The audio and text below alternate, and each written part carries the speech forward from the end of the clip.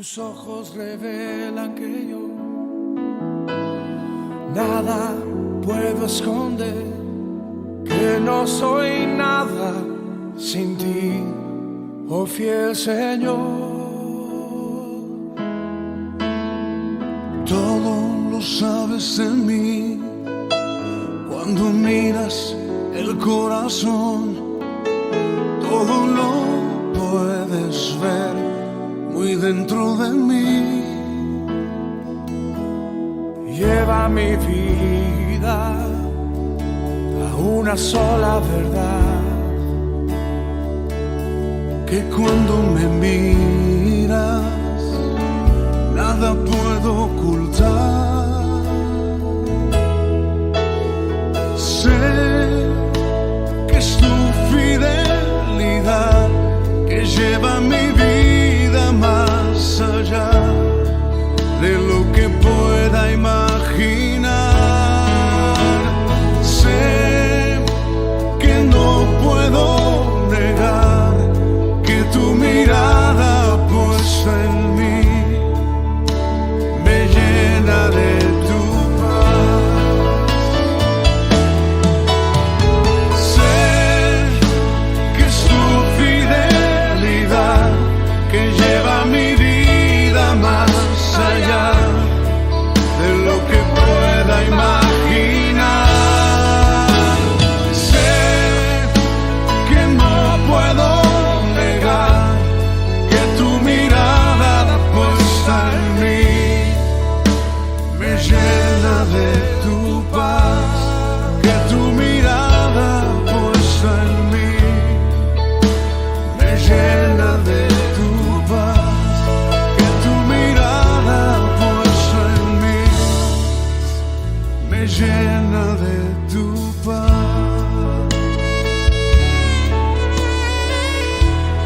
Gracias, Jesús Adrián. Denle un agradecimiento a Jesús Adrián Romero.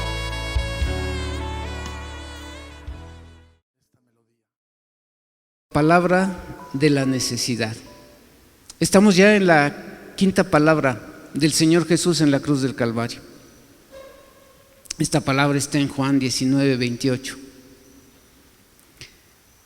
Juan, el apóstol, al dar cita a este pronunciamiento en el que se unió al Señor Jesucristo como hombre, por haber tenido el Señor Jesús una humanidad real.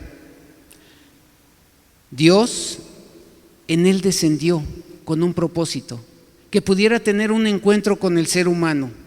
Así que Jesucristo une lo humano con lo divino, al Jesús hombre con el Cristo divino. Es una dicotomía, se las pongo así con una imagen simple, en donde en esta dicotomía divina y humana, ahí ustedes pueden ver las dos naturalezas del Señor Jesucristo, una semejante a la cabeza del cuerpo humano, según la cual Él es conocido también como Dios. La otra, que es comparada con los pies, en cuanto el Señor Jesucristo se vistió de hombre, sujeto a los sufrimientos humanos, con un propósito: salvarnos a cada uno de nosotros. Así que es interesante ver que, a diferencia de los otros 3 evangelios, quien solo menciona en aquellos evangelios lo del vinagre, solo el apóstol Juan es el único que menciona esta quinta palabra en la cruz. Y es la única en donde el Señor Jesucristo pide algo para sí. Dice Juan 19:28. Después de esto, sabiendo Jesús que ya todo estaba consumado, dijo, para que la escritura se cumpliese: tengo sed. Una necesidad que debería de ser suplida. Así que Juan, como un estudiante disciplinado, un estudiante fiel a las escrituras, une, escuche bien, las escrituras de la profecía con su cumplimiento en ese momento. Así que el drama desarrollado en el Calvario era precisamente un guión ya preparado con anticipación histórica por Dios. La crucifixión, queridos hermanos, no fue un accidente histórico. Correspondía ya a un plan divino que Dios tenía tal vez desde antes de la fundación del mundo. Así que en el calendario eterno aquel día ya estaba marcado y ya estaba señalado. A Dios nada absolutamente le toma por sorpresa. En su presciencia, este conocimiento anticipado, Él sabe todas las cosas. Así que esta quinta palabra, tengo sed, responde al cumplimiento de dos pasajes del Antiguo Testamento en el libro de los Salmos. Dice el Salmo 22:15: como un tiesto se secó mi vigor y mi lengua se pegó a mi paladar y me has puesto en el polvo de la muerte. Cuando tú logras leer este salmo, todo el Salmo 22 habla de los sufrimientos del Señor Jesucristo en la cruz del Calvario. Él está hablando de su sed física. Dice: como un tiesto se secó mi vigor y mi lengua se pegó a mi paladar. Si tú te puedes imaginar lo que el Señor Jesucristo sufrió desde el día jueves, el día viernes, las 6 juicios que a Él se le hicieron, lo traían de un lado para otro, y después de alguna manera Poncio Pilato trató de ayudarle, ¿verdad? Pero pues no le ayudó, porque lo único que hizo fue mandarlo latigar con el propósito de que la gente, los fariseos, se condolieran de Él, pero no lo hicieron. Finalmente el Señor Jesús tuvo que sufrir esos latigazos, sufrir la corona de espinas, cargar la cruz hasta el lugar del Gólgota. Dice el Salmo 69:21: y en mi sed me dieron a beber vinagre, cumpliéndose esa profecía que dijeron los otros 3 evangelistas. La crucifixión en sí misma causó una sed fisiológica en el Señor Jesús, y aunque Jesús tuvo una sed literal y física por la deshidratación de su cuerpo, por todo lo que había pasado, no por eso dejó de seguir teniendo esa sed espiritual que caracterizó su ministerio durante esos 33 años y medio que Dios le permitió estar aquí en la tierra. A la mujer samaritana, ¿se acuerdan? Esa mujer que la encontró a las 12 del mediodía, cuando el Señor Jesucristo estaba cansado de tantas caminatas que Él hacía para poder compartir el Evangelio, y llegan al pozo de Jacob. El Señor está cansado, se sienta en ese pozo. Los discípulos habían ido a buscar comida y sucede algo muy interesante. Vea esto. Dice Juan 4, del 5 al 9. Vino pues a una ciudad de Samaria llamada Sicar, junto a la heredad que Jacob dio a su hijo José, y estaba allí el pozo de Jacob. Entonces Jesús, cansado del camino, se sentó así junto al pozo. Era como la hora sexta. ¿Recuerdan la hora sexta, 12 del día? Vino una mujer de Samaria a sacar agua, y Jesús le dijo: dame de beber. La mujer samaritana le dijo: ¿cómo? ¿Tú, siendo judío, me pides a mí de beber, que soy mujer samaritana? Porque judíos y samaritanos no se tratan entre sí. Es muy alentador este hermoso pasaje, en donde el Señor Jesucristo comenzaba ya a darle de beber a esta mujer. Dice el siguiente pasaje, Juan 4, 10 al 14. Le responde el Señor Jesucristo: si conocieras el don de Dios y quién es el que te dice dame de beber, tú le pedirías y Él te daría agua viva. Y después le dice: cualquiera que bebiere de esta agua, de la del pozo, volverá a tener sed, mas el que bebiere del agua que yo le daré no tendrá sed jamás, sino que el agua que yo le daré será en él una fuente de agua que salte para vida, pero no cualquier vida, para vida eterna. Así que en este diálogo que el Señor Jesucristo estaba teniendo con esta mujer samaritana, Él estaba precisamente tratando de suplir su sed espiritual, esa sed en la cual quería que todos los seres humanos se convirtieran y llegaran al arrepentimiento.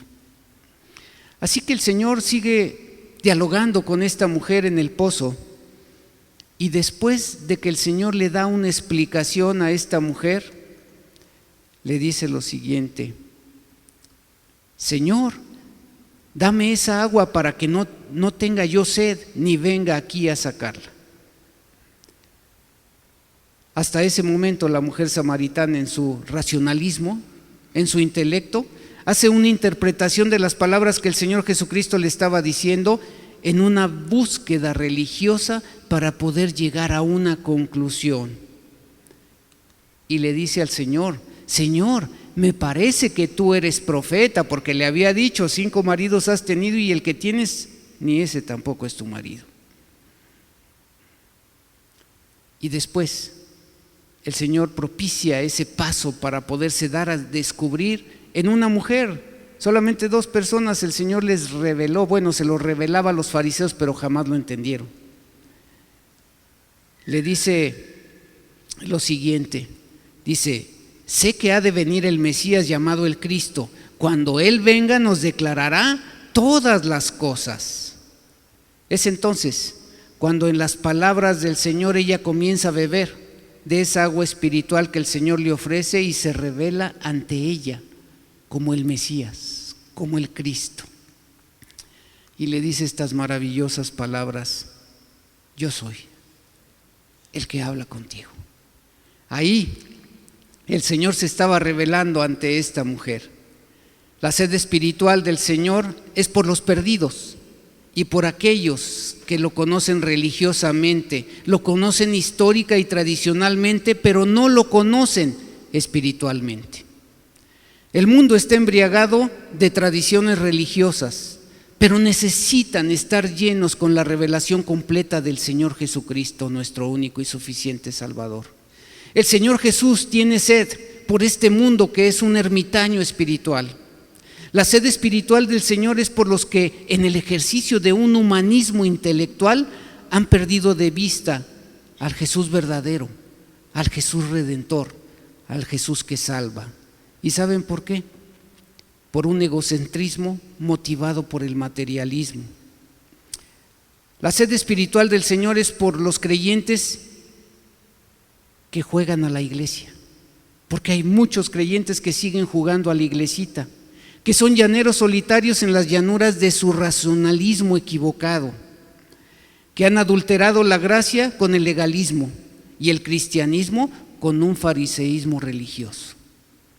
Por ellos es por lo que el Señor tiene sed.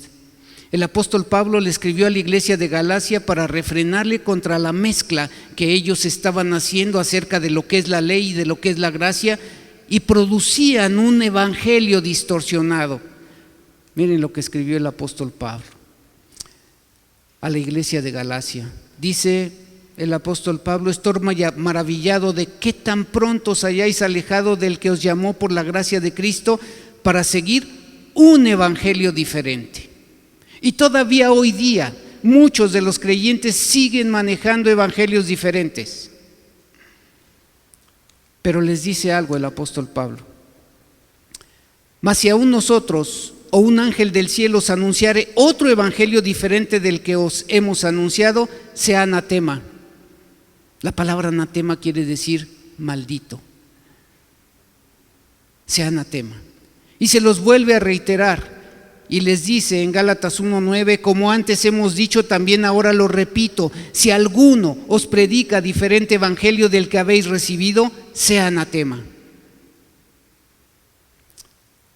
Así como Jesús tuvo una misión histórica, una misión concreta que cumplir, la iglesia no se puede detener en ninguna esquina de la historia para poder echar una siestecita litúrgica.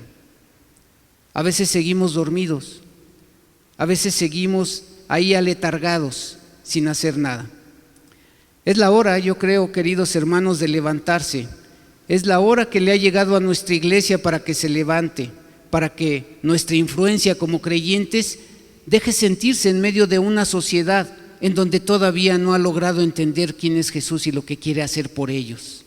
Hay que tomar las armas del evangelio y salir en campaña contra las fortalezas enemigas. La sed social del Señor Jesús se deja sentir en el cuerpo que es la iglesia, nosotros. Esa sed no la mitigaremos llenos de nostalgia o de preocupación por un estado de inercia religiosa en donde estamos muy cómodamente sentados, pero no queremos levantarnos. La verdadera sed espiritual se debe sentir como la describe el salmista en el Salmo 42, que dijo lo siguiente: como el ciervo brama por las corrientes de agua, así clama por ti, oh Dios, el alma mía. Mi alma tiene sed de Dios, del Dios vivo. ¿Cuándo vendré y me presentaré delante de Dios? Porque aquí es donde tú y yo debemos de preguntarnos qué tanta sed tenemos del Señor Jesucristo, qué tanta sed tenemos de Dios. Se dice que una mujer, ¿se acuerdan del Titanic? Cuando el que lo construyó dijo que ni Dios lo podía hundir, pero finalmente el Titanic estaba hundiéndose y muchas de las gentes ya estaban ahí en los botes salvavidas, y una mujer que estaba ahí ya a punto de zarpar de ese bote le dijo al que estaba ahí, al capitán de esa pequeña barca, que le permitiera porque necesitaba ir a su camarote por un momento. Le dijo: por favor, solo son 3 minutos los que necesito ir a mi camarote. Y le dijo: te doy 3 minutos, pero si no llegas te quedas. Así que esta mujer se bajó de ese barco y lo que hizo fue correr. Y cuando corrió tuvo que atravesar el casino en donde el dinero estaba tirado por todos lados, y cuando llegó a su camarote abrió y vio sus joyas y vio sus diamantes. Pero ¿saben? No era lo que ella buscaba. Ella había guardado 3 naranjas. Y esas 3 naranjas era por lo que ella iba. Agarró sus 3 naranjas, regresó y finalmente salvó la vida. Ahí es cuando tú y yo nos ponemos a pensar cómo la perspectiva del ser humano puede cambiar de un momento a otro. Las cosas pueden cambiar de valor. Hoy Dios te puede dar una respuesta no solo a esa sed física que tú puedes llegar a tener, sino también a esa sed del alma. Esa sed que puede dar respuesta a todas tus inquietudes. Veamos estos 2 textos que son realmente dramáticos en la última necesidad del Señor Jesucristo, después de haber pasado, como les dije, por esos 6 juicios, después de haber sido latigado, después de haber estado ya 6 horas colgado en esa cruz, en una necesidad, como ese siervo que brama por las corrientes de agua. Dice Juan 6:35. Jesús les dijo, y lo vamos a decir hoy en nuestra Santa Cena: yo soy el pan de vida. El que a mí viene nunca tendrá hambre, y el que en mí cree no tendrá sed jamás. Así que Jesús tenía sed de que los seres humanos tuviesen sed de Él. Esa era la sed que el Señor Jesucristo tenía. Así que hay 2 preguntas que tú y yo necesitamos responder esta mañana. La primera es: ¿cómo responde la humanidad a un Dios sediento? El Señor Jesucristo, ahí colgado en la cruz del Calvario, dijo: tengo sed. Él necesitaba algo para sí. Pero la segunda pregunta es: ¿cómo responde Dios a una humanidad sedienta? Así que con relación a la primera, ¿cómo responde la humanidad a un Dios sediento? Esta es la última necesidad del Señor Jesús en la cruz. Él dijo: tengo sed.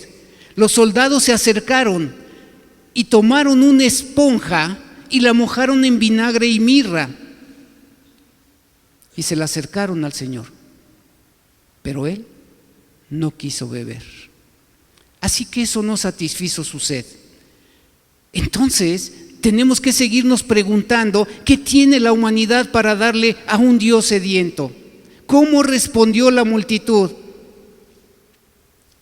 Cuando al Señor Jesucristo lo sacó Pilato y le dijo: cada año en la Pascua les libero a uno de los reos. Aquí tengo a Jesús, el que dice ser el Cristo, y aquí está Barrabás. ¿Cómo respondió la multitud a esa sed del Señor Jesucristo? Ellos prefirieron a Barrabás y dijeron: crucifícale. Así que tampoco pudieron satisfacer esa sed del Señor Jesucristo. ¿Saben por qué? Por su religiosidad. Esa religiosidad les impedía dar amor y misericordia, porque el Señor Jesucristo se los dijo, eran como sepulcros blanqueados que no podían satisfacer la sed del Señor Jesucristo. Y si no era esta multitud, si no eran esos fariseos, ¿quién podría entonces saciar la sed del Señor Jesucristo? Quizás sus discípulos, pero no. Uno de ellos, Judas, lo había entregado. Y el apóstol Pedro lo había negado 3 veces. Y en el momento de la crucifixión, todos huyeron y lo abandonaron excepto Juan. Entonces, tampoco los discípulos pudieron saciar la sed de un Señor sediento de establecer su reino aquí, en esta tierra.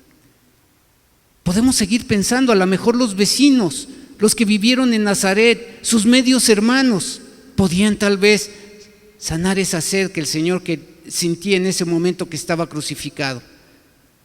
Pero cuando leemos las Escrituras nos damos cuenta que tampoco, porque ni siquiera sus medios hermanos creyeron en Él. Por esa razón fue que el Señor Jesucristo no hizo milagros en Nazaret, por su incredulidad. Así que su sed, queridos hermanos, va más allá de la cruz del Calvario, pues Él quería ver a una humanidad convertida. Su sed era por ver a la gente amándose, uniéndose en pos de cosas mejores, adorando a Dios, dejando atrás sus vidas egoístas y dándose por los demás. Pero no hubo respuesta. ¿Qué tiene la humanidad para poderle dar a un Dios sediento? ¿Dónde buscamos una respuesta para un Dios así? ¿Cómo mostrarle a un Dios sediento que vivimos en armonía, que defendemos los valores que Él vino a enseñarnos, aprendiendo a servir como Él sirvió? Porque esta expresión tengo sed es un reflejo de lo que el Señor vivió a lo largo de todo su ministerio, a lo largo de esos 33 años. Él vino a traer paz y los hombres respondieron con odio. Él vino a traer restauración y los hombres respondieron con destrucción. Él vino a traer unidad y los hombres respondieron con división y resentimientos entre ellos. Jesús no encontró satisfacción para su sed interior en este mundo. Entonces, ¿dónde la buscamos? ¿Qué tienes tú para poderle dar a un Dios sediento? ¿Tienes tú algo para poderle dar a este Dios que vino a morir por ti en esa cruz del Calvario? Nuestro Dios tiene sed de ti. ¿Cuál es tu respuesta para Él? ¿Dónde están los que han sido salvados para poder dar esa respuesta a la sed de nuestro Señor Jesús? ¿Están glorificando a Dios con sus vidas? ¿Están ayudando a otros? ¿Están dando la gracia? ¿Están recibiendo la gracia para dar de gracia? El mundo está lleno de ingratitud. El Salvador vino a los suyos y dice la palabra de Dios que los suyos no le recibieron. La luz vino al mundo y los hombres prefirieron la oscuridad. ¿Qué tiene esta humanidad para poder dar a un Dios sediento de justicia, de amor, de verdad? Y te dejo con una pregunta a ti, hermano, hermana, que hoy estás escuchando esta palabra. ¿Qué tienes tú para darle a un Dios sediento? ¿Qué le puedes tú dar? Ahora vamos a la segunda pregunta. ¿Cómo respondió Dios a una humanidad sedienta? ¿Cuál es la respuesta de Dios cuando manifestamos tener esa sed interior? Cuando el pueblo de Israel caminaba por el desierto después de haber sido liberados de Egipto, se levantaron en un clamor diciendo: tenemos sed, y le dijeron a Moisés: ¿nos has traído aquí para matarnos de sed a nosotros, a nuestros hijos y a nuestros ganados? ¿Y qué hizo Dios?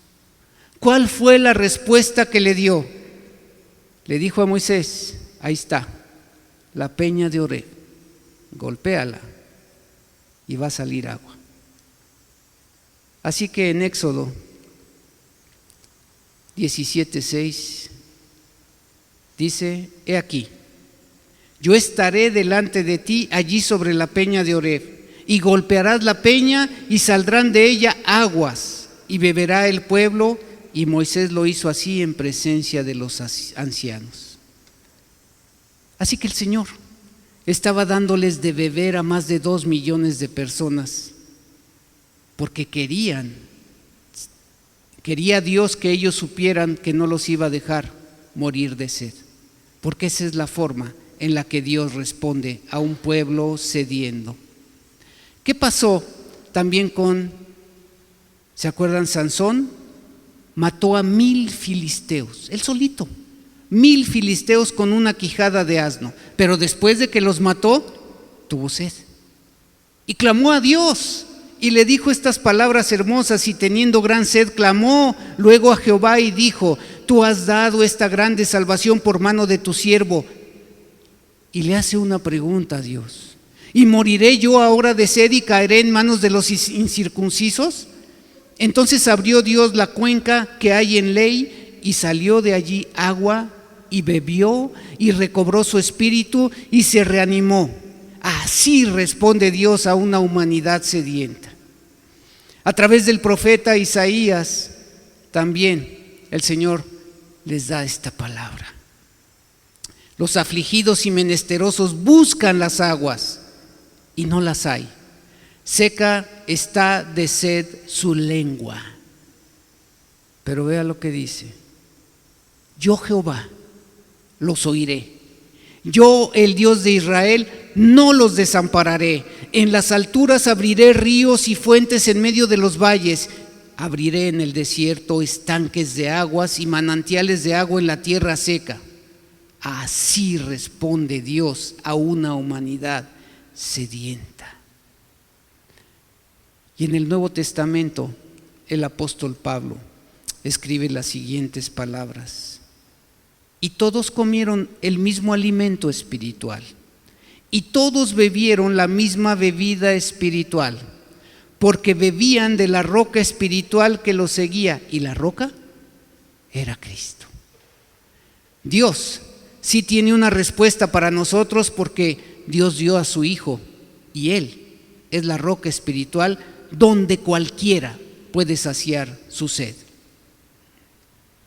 Después Isaías invita a todos y dice: a todos los sedientos, venid a las aguas, y a los que no tienen dinero, venid, comprad y comed.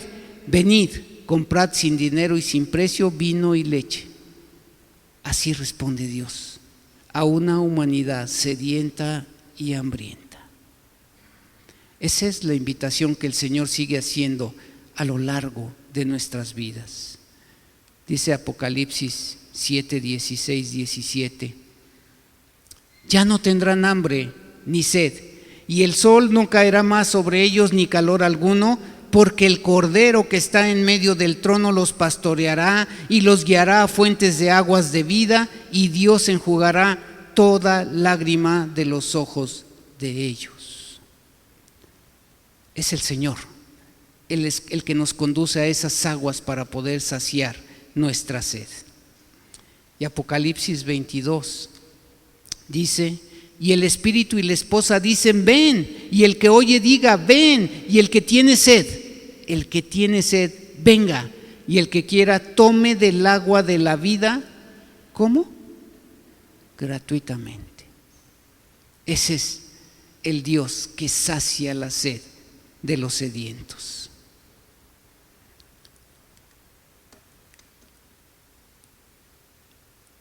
Este pasaje lo leí cuando empezamos nuestro culto. Dice su palabra: como el ciervo brama por las corrientes de las aguas, así clama por ti, oh Dios, el alma mía. Mi alma tiene sed de Dios, del Dios vivo. Ojalá que tú puedas hacer tuya esta palabra, que la puedas hacer una realidad en tu vida. ¿Tienes sed de ese Dios verdadero? Porque Dios sí tiene una respuesta para aquellos que buscan genuinamente. Dios quiere tocar corazones, gente apagada que perdió el deseo de servir a Dios. Dios tiene sed de que tú tengas sed de Él. La peor sed que un ser humano puede sentir no es la física, sino la sed del alma.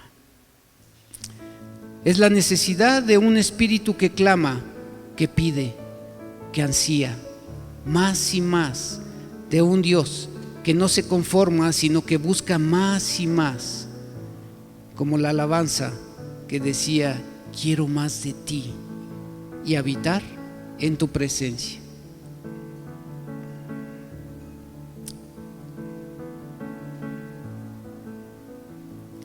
Necesitamos tener sed, necesitamos saciar la sed de Dios. Cuando nosotros, hermanos, tenemos sed, Él responde y sacia la sed de un corazón deshidratado. Pero cuando tú no acudes a esa agua viva que es el Señor Jesucristo, sigues teniendo tu temperamento irritable. Estás preocupado todo el tiempo de tu vida, estás desanimado, y eso no es lo que Dios quiere de ti. La pregunta es entonces, ¿dónde hallamos agua para el alma? El Señor tiene la respuesta. Me pregunto si hay en ti ese anhelo, si hay en ti ese deseo, si hay en ti esa sed de decir: Señor, dame de beber. Mi alma quiere más de ti. ¿Qué tiene Dios para una humanidad sedienta? ¿Cómo responde el Señor? Si alguno tiene sed, el Señor da la respuesta.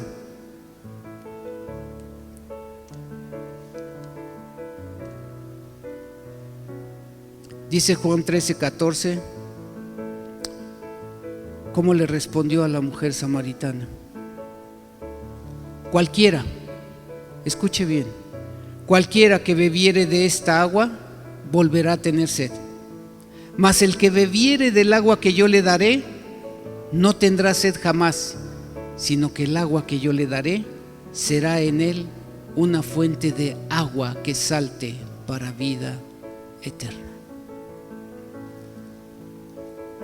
Hoy tú puedes tomar la decisión de poder tomar del agua que solamente el Señor te puede dar. Tú hoy has escuchado su palabra, y si estás sediento, puedes acudir a Él. Él siempre está dispuesto a poder saciar tu sed, por muy grande que ésta sea.